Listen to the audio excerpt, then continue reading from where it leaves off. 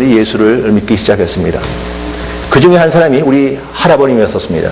우리 할아버님이 주시경 씨라고 한글 이제 말본을 쓰신 분이 계신데 그분과 같이 일했는데 한글 운동을 계속해서 할 수가 없으니까 망명하셨습니다.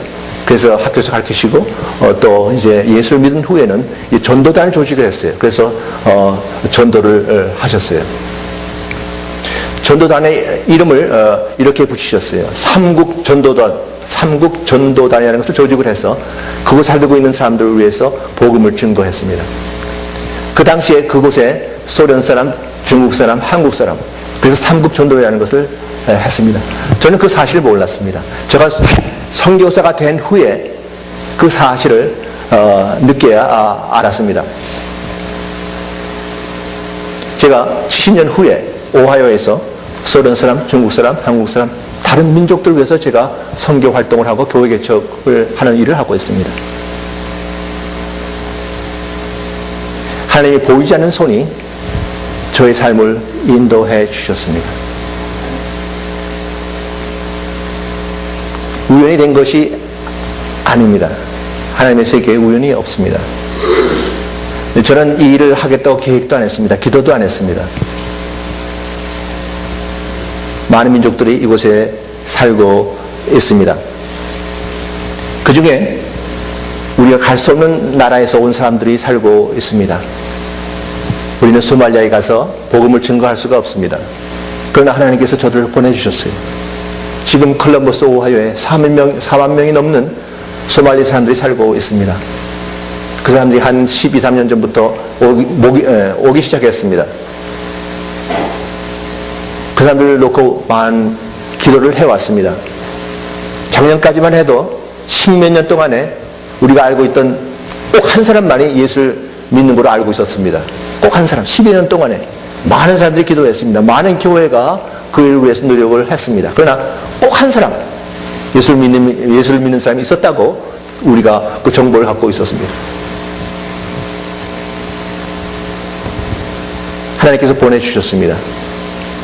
우리가 갈 수 없는 땅에 그 많은 사람들, 4만 명이라는 사람을 보내주셨습니다. 얼마나 좋은 기회예요. 우리가 일부러 그날에 가지 않아도 되잖아요. 그날 말을 배우지 않아도 되잖아요. 그 사람들이 다 여기 와서 영어를 배우고 영어로 하고 의사가 어느 정도 소통이 되고 얼마나 좋은 기회. 우리 이웃에 살고 우리 교회 옆에 살고 12년 동안에 꼭 한 사람.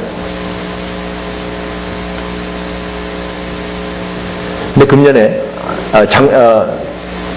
작년에 한 사람 이제 예수를 믿는다고 알고 있었는데 작년에 하나님께서 한 분을 보내주셨습니다. 보르하누 알츠라는 사람을 보내주셨습니다. 그분은 에티오피아 사람인데 에티오피아에 자기가 자랄 때 그 동네에 소말리 사람들이 살고 있었대요. 그래서 그 사람이 소말리 문화를 좀 알고 소말리 사람에 대한 관심이 있어요. 그 사람이 신학교를 여기서 미국에서 공부를 하고 박사까지 그 선교에 대한 논문을 써서 박사까지 받은 그런 분인데 어떻게 하나님께서 그분을 보내주셨어요. 그분이 오신 후에 믿는 사람이 막 생기기 시작했어요. 지금 19사람이 예수를 믿겠다고 주님 앞에 나왔습니다. 지난 12년 동안에 꼭 한 사람을 믿었게 되는데 그 사람을 통해서 하나님께서 역사하셔서 지금 19사람이 만나는데 지금 각자 이렇게 흩어져 살고 있는데 10월 31일 날 마지막 주일 날 마틴 루터 선데이에 첫 모임이 시작됐습니다. 9명이 모여서 예배를 보기 시작했습니다. 콜럼버스 오하이오 소말리 교회가 시작됐습니다. 미국 전체에서 오직 소말리 교회, 그건 유일한 교회예요. 얼마나 귀한 모임이었는지 모릅니다. 우리는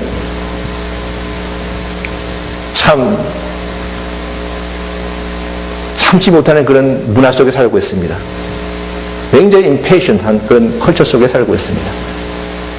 12년 동안 하나님께서 기다리게 하셨습니다. 얼마 전에 제가 이런 모임에 갔었습니다. 아프가니스탄에 수고하시는 선교사님들의 모임에 가본 적이 있습니다. 이렇게 공개적으로 만나는 모임은 아니고 이렇게 초청받은 사람들을 이제 끼리 만나서 이제 모임을 했는데, 이번에는 특별히 아프가니스탄 그 신도들, 새로 믿는 사람들을 초청을 해서 그 모임에 오게 했습니다. 그 모임이 인디아나 그 남쪽에 있는 조그만 마을에서 했는데, 거기에 있는 어느 한 교회에서 그 사람들의 비용을 다 댔습니다. 아프가니스탄에서 온 교인들도 있고, 또 미국에 살고 있는 사람, 캐나다에 살고 있는 아프가니스탄 교인들이 왔습니다. 이제 예배 시간에 같이 예배를 보는데, 그 새로 믿은 아프가니스탄 그 교인들이 앞에 나가서 찬양을 합니다. 찬양을 하는데, 제 옆에 어떤 여자분이 자꾸만 눈물을 뚝뚝뚝뚝 흘리고 막 눈물을 닦아요. 나중에 이제 그분이 어떤 분인가 알게 되는데, 그분은 1952년에 그 아프가니스탄에서 선교사로 활동했던 분입니다. 60몇 년 전에, 60년 가까이 그 전에 그 나라 가서 선교를 했었는데, 이제 자기 눈앞에 새로 믿는 신자들을 보고 있는 거예요. 너무 감격스러워서 눈물 툭툭 흘려요. 60년을 기다린 거예요. 60년을 기다렸어요. 그 열매를 60년 만에 보게 되는 거죠.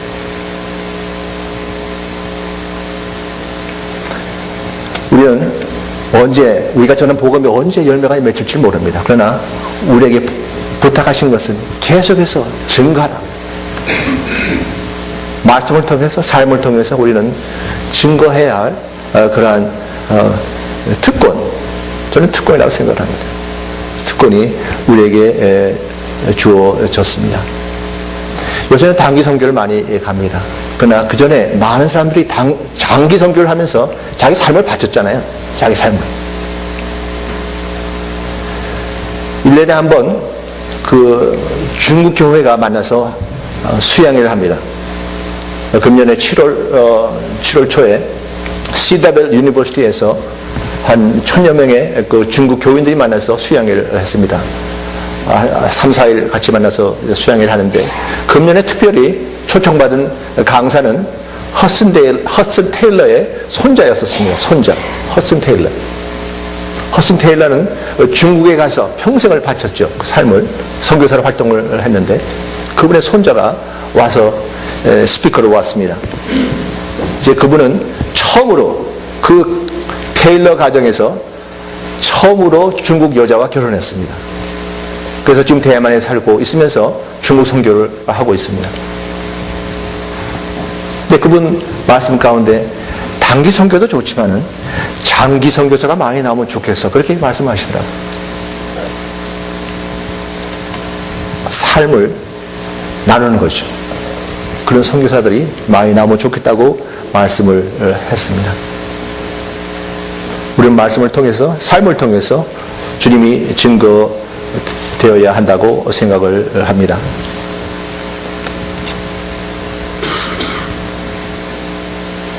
나이가 들면 은퇴할 때가 옵니다. 제가 금년에 은퇴를 합니다. 그럼 사람들이 묻습니다. 그럼 은퇴하면 당신 뭐 할 거예요? 당신 뭐 하겠냐 물어봐요. 제가 그런 말 나올 줄 알고 미리 준비를 했습니다.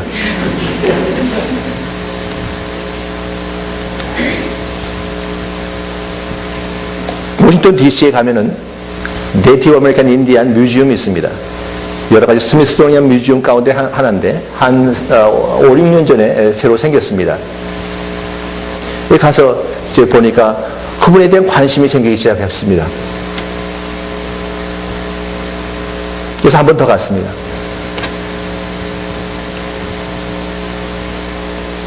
네이티브 아메리칸 인디안 가운데 예수를 믿는 사람이 얼마나 되는지 아세요? 몇 퍼센트나 되는지 아세요? 아무도 몰라요. 모르는데 그 짐작으로 사람들이 얘기를 해요. 글쎄 5%나 될까? Maybe 1%, maybe 2%. 굉장히 적은 숫자의 인디안들이 예수님을 믿고 따르고 있습니다. 그러면 기독교가 이 땅에 들어온 지 굉장히 오래됐죠. 500년?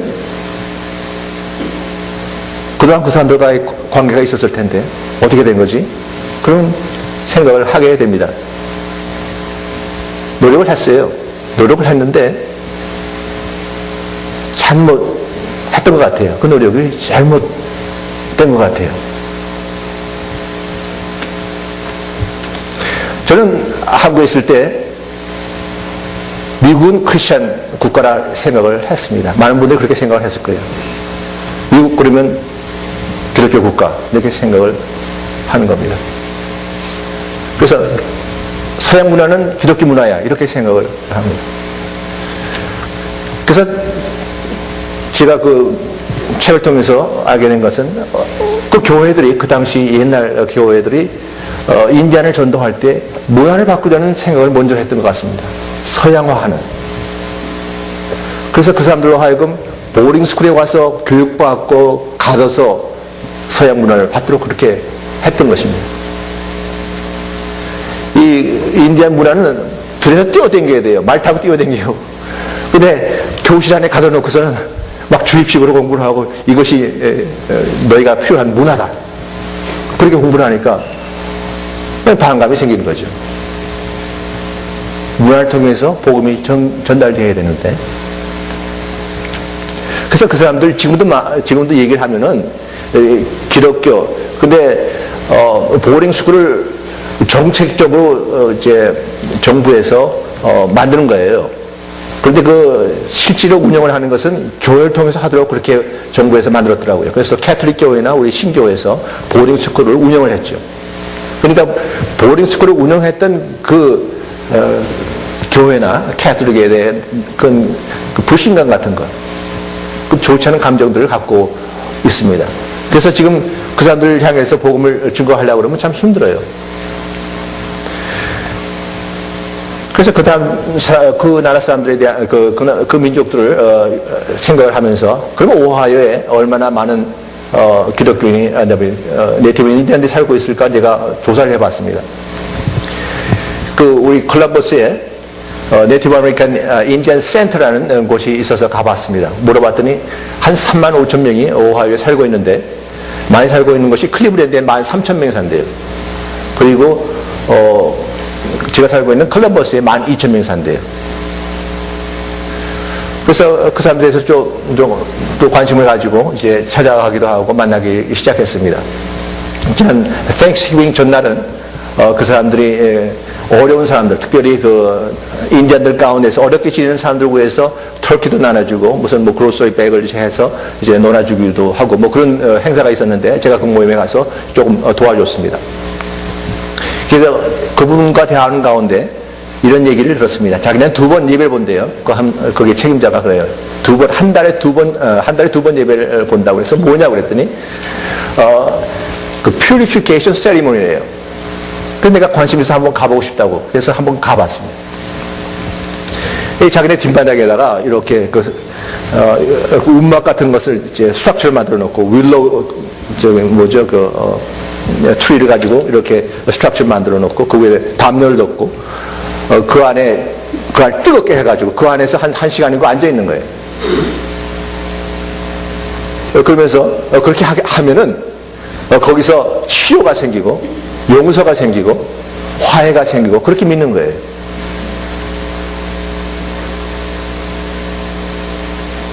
그런 사람들에게 어떻게 우리가 복음을 증거하겠습니까? 큰 과제가 저한테 주어졌습니다.